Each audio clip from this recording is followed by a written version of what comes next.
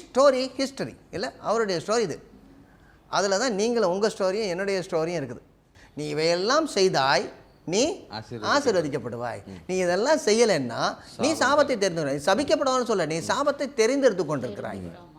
தேவன் எப்பொழுதும் வந்து இந்த உலகத்தில் இருக்கிற அனைத்து ஜனங்களும் தன்னோட கூட உறவில் இருக்கணுன்றது தான் அவருடைய சித்தமா இருக்குது. மனுஷன் எப்பவுமே தேவனை விட்டு தூரமா இருக்கணுன்றது தான் மனுஷனுடைய விருப்பமா இருக்கு. எவ்வளவு தூரம் அவனை சேர்க்கலாம்னு இருக்குது, எவ்வளவு தூரம் இவரை விட்டு ஓடலான் இருக்கிறாங்க.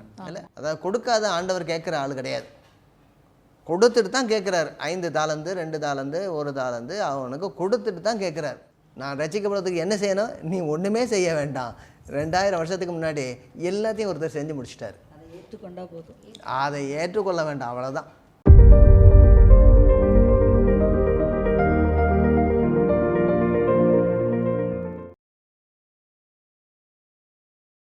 நாம் இப்பொழுது ஒரு மாபெரும் வரலாறை படித்துக் கொண்டிருக்கிறோம். ஒரே ஒரு வரலாறு தான், மாபெரும் வரலாறு, ஒரே மாபெரும் வரலாறு. இது ஏக்தா நெட்வொர்க் வழங்கும் திருச்சபை அன்றும் என்றும் சால்வேஷன் டிவி நேயர்கள் அனைவரையும் அன்போடு வாழ்த்தி வரவேற்கிறோம்.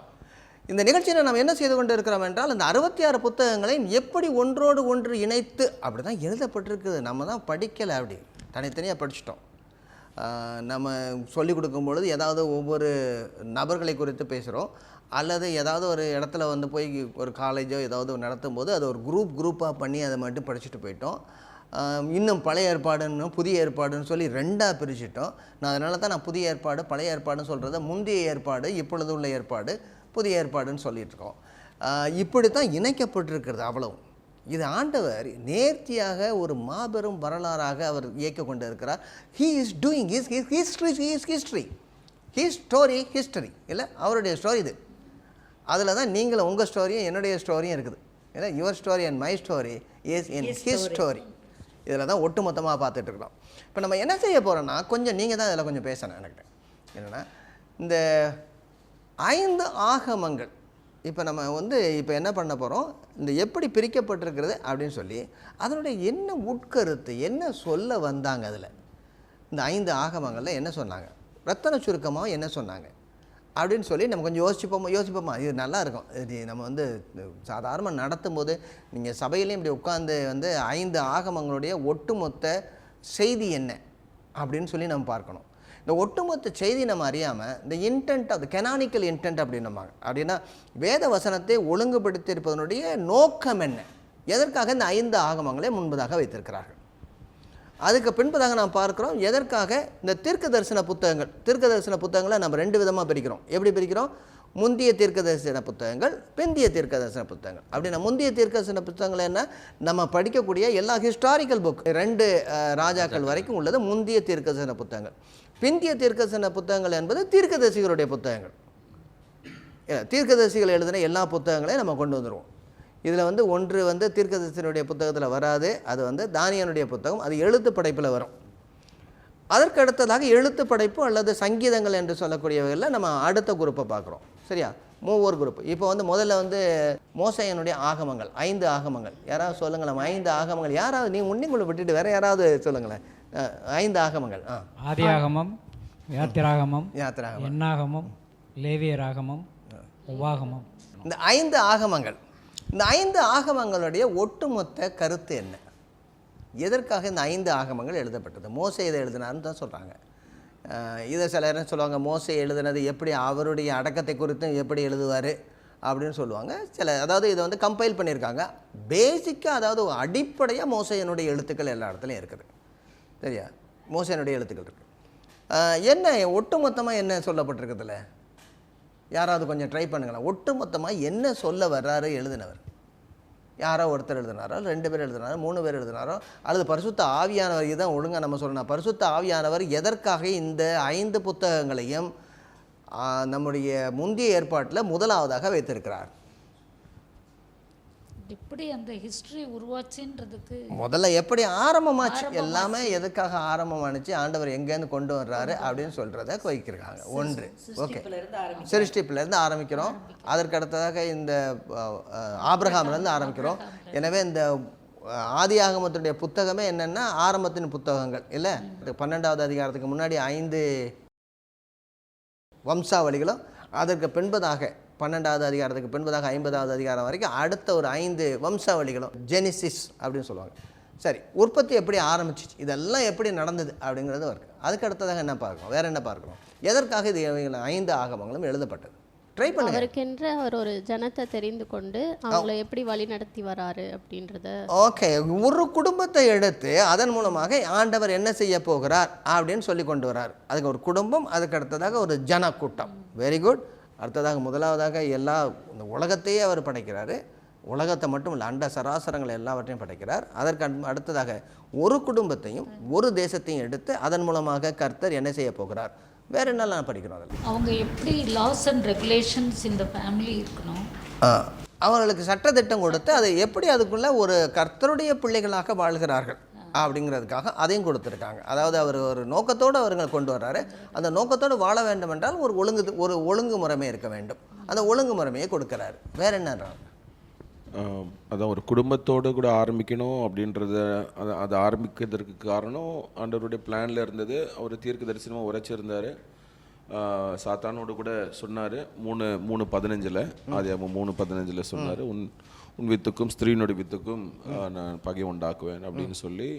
அப்போவே கிறிஸ்து இயேசுவை குறித்ததான ஒரு காஸ்பல் மெசேஜ் அங்கே இருக்குது. அது அதாவது 3வது அதிகாரம் 15வது வசனம். அதை துவங்கிறதுக்கு 12வது அதிகாரத்தில் ஆபிரகாம அழைச்சார்.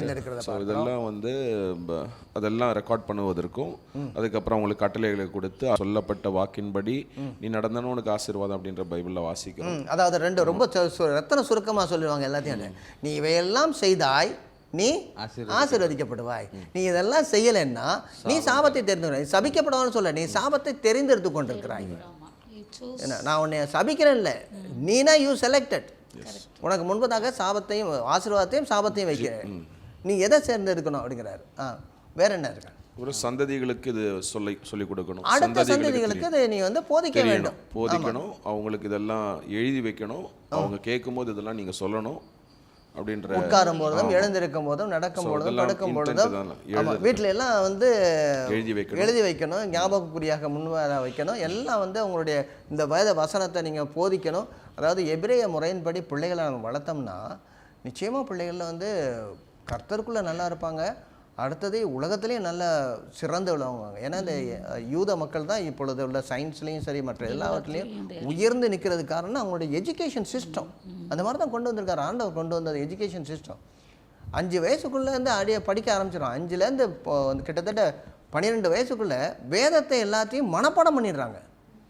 13வது வருஷத்தில் என்ன செய்வாங்க, டிபேட். அதாவது வேத பண்டிதரோடு கூட அவருக்கு போய் என்ன செய்யணும், நான் இதெல்லாம் விசுவாசிக்கிறேன், இதெல்லாம் விசுவாசிக்கிறது, இதெல்லாம் தடையாக இருக்குது அப்படின்னு சொல்லி அவங்களோட விவாதிக்கிறாங்க.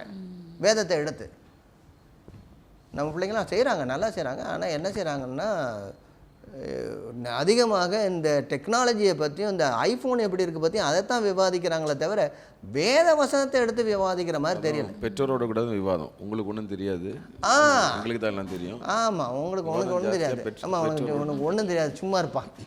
அந்த காலத்து ஆட்கள். எனக்கு அந்த காலத்தாட்கள். Okay. The Lord frequently emphasize பண்ணுறது என்னன்னா, you are a separated people. Okay, நீங்கள் பிரித்தெடுக்கப்பட்டவர்கள், நீங்கள் ஒரு நோக்கத்திற்காக அழைக்கப்பட்டவர்கள். So difference should be there between your life and you should not be influenced by. ஆமாம், அதாவது நீங்கள் மற்றவர்களால் கலங்கப்படாத வரைக்கும் உங்களை நான் தனியாக எடுத்து வச்சிருக்கிறேன் அப்படிங்கிறார். உங்களை தெரிந்தெடுத்து வச்சிருக்கிறேன். யாத்திராகமம் 19வது அதிகாரம் இல்லையா, உங்களை ராஜரீக ஆசாரிய ராஜ கூட்டமாகவும் பரிசுத்த ஜாதியாகவும் உங்களை தெரிந்தெடுத்திருக்கிறேன் அப்படிங்கிறார். ஏன்னா அவங்க மூலமாக கர்த்தர் பெரிய காரியத்தை செய்ய போறார்.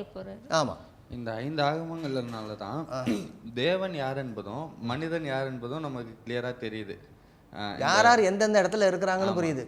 தேவன் எப்பொழுதும் இந்த உலகத்துல இருக்கிற அனைத்து ஜனங்களும் தன்னோட கூட உறவுல இருக்கணும்ன்றதுதான் அவருடைய சித்தமா இருக்குது. மனுஷன் எப்பவுமே தேவனை விட்டு தூரமா இருக்கணும்ன்றதுதான் மனுஷனுடைய விருப்பமா இருக்கு. எவ்வளவு தூரம் அவனை சேர்க்கலாம்னு இருக்குது, எவ்வளவு தூரம் இவரை விட்டு ஓடலான் இருக்கிறாங்க இல்ல, எவ்வளவு தூரம் அவங்கள திரும்ப திரும்ப திரும்ப ஆண்டவர் கொண்டு வர்றாரு. ஒவ்வொரு இடமும் விடலை, அவங்க கைவிடலை.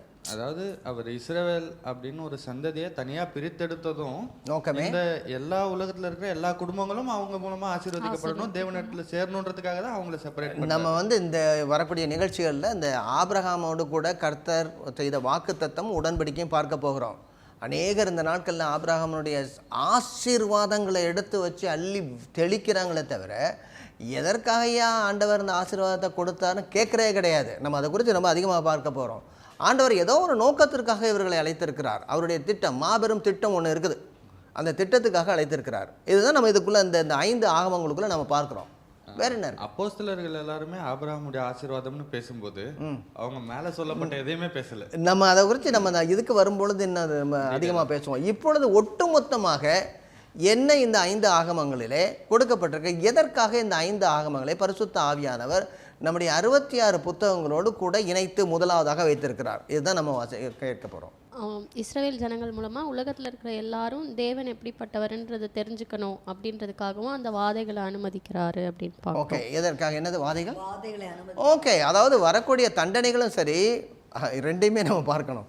ஒன்று, ஒருவருக்கு தண்டனையாக இருப்பது அடுத்தவர்களுக்கு விடுதலையாக முடிகிறது.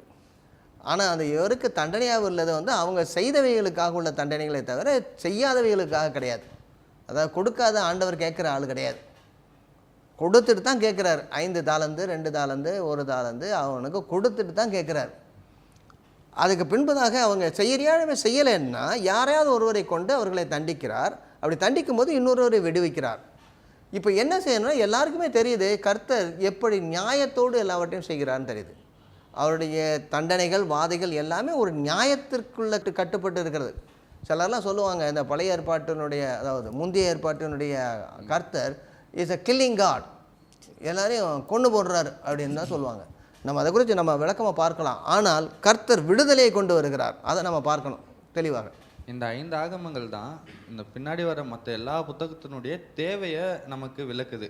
தேவையும் விளக்குறது வெரி குட், அடித்தளமாக இருக்குது. அடித்தளமாக இருக்குது. இதுக்கு மேலே தான் நான் அடுத்ததெல்லாம் கட்ட போகிறோம். நான் அழகாக, அதாவது கொடுக்கப்பட்டிருக்கிற சாராம்சத்தை நான் கொஞ்சம் மெதுவாக அப்படியே வாசிக்கிறேன். கொஞ்சம் கரடு முரடாக இருக்கும் என்னுடைய டிரான்ஸ்லேஷன். கொஞ்சம் மெதுவாக அப்படியே வாசிக்கிறேன். எவ்வளோ தூரம் அதாவது ஒட்டு மொத்தமாக சுருக்கி எழுதுறதுக்கு நமக்கு தெரிஞ்சிடும். இந்த ஸ்டோரி அப்படிங்கிறத எழுதின ஆசிரியர் இதை ரொம்ப அழகாக கொண்டு வரார்.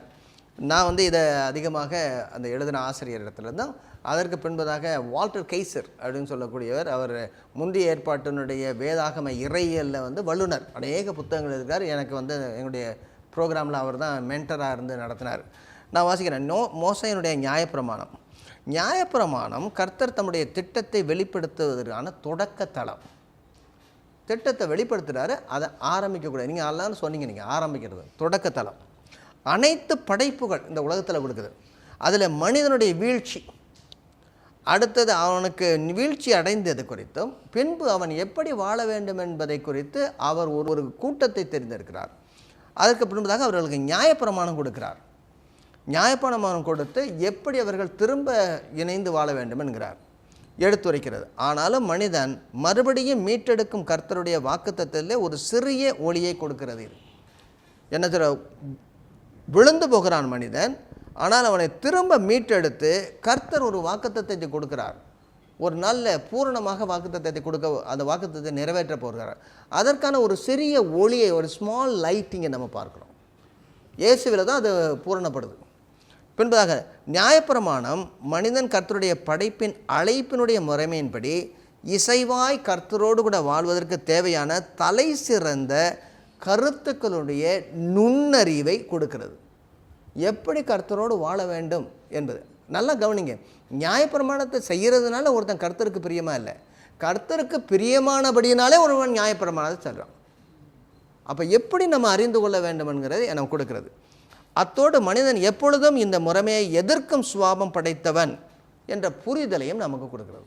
மணி சொன்னது மாதிரி ஆண்டவர் எவ்வளோ தூரம் நம்மோடு கூட வர்றாரோ அவ்வளவுக்கு அதிகமாக மனிதன் கர்த்தரை விட்டு எப்பொழுதுமே எதிர்த்து போய் கொண்டு இருக்கிறான். அவனுடைய இருதயம் எப்பொழுதும் திருக்குள்ளதாக இருக்கிறது. பரிசுத்தமாக இருக்கிறார். ஏன்னா கர்த்தர் பரிசுத்தமாக இருக்கிறார், கர்த்தருடைய அன்பு வெளிப்படுகிறது. ஆனால் மனிதனுடைய சுபாவ இந்த பாவம் வெளிப்பட்டு கொண்டே இருக்கிறது கர்த்தருக்கு விரோதமாக. நியாயப்பிரமாணம் ஆபிரகாம் மற்றும் அவருடைய சந்ததியின் வழியாய் உலகத்தில் அனைத்து குடும்பங்களையும் ஆசீர்வதிக்கக்கூடிய வாக்குத்தத்தத்தை வெளிப்படுத்துகிறது. நியாயப்பிரமாணம் நமக்கு தேவையில்லைன்னு சொல்லுவாங்க. ஆமாம், நம்ம அதன்படி செய்கிறதுனால நம்ம ரசிக்கப்பட போகிறதில்ல. ஆனால் என்ன சொல்லப்பட்டிருக்கிறது என்றால், இந்த உலகத்தினுடைய அனைத்து குடும்பங்களும் ஆசீர்வதிக்கப்பட வேண்டும் என்றால் ஒரு கூட்டம் ஆசீர்வதிக்கப்பட வேண்டும், அவர்கள் ஒழுங்காக வாழ்ந்திருக்க வேண்டும், அதற்கு தான் கொடுக்கப்பட்டிருக்கிறது. ஆனால் இதற்கு பின்பதாக நாம் பார்க்க போகிறது என்ன, எழுத்தினாலே கொடுக்கப்பட்ட நியாயப்பிரமாணம் அல்ல, இருதயத்திலே ஆவியிலே எழுதப்பட்டது, அது முக்கியம் அப்படின்னு சொல்லி பின்பதாக வரப்போகிறது. எழுத்து கொள்ளுகிறது, ஆவியும் உயிர்ப்பிக்கிறது என்று சொல்லி நாம் பார்க்க போகிறோம். குடும்பங்களை ஆசீர்வதிக்கக்கூடிய வாக்குத்தத்தத்தை இந்த 5 ஆகமங்களும் வெளிப்படுத்துகின்றன.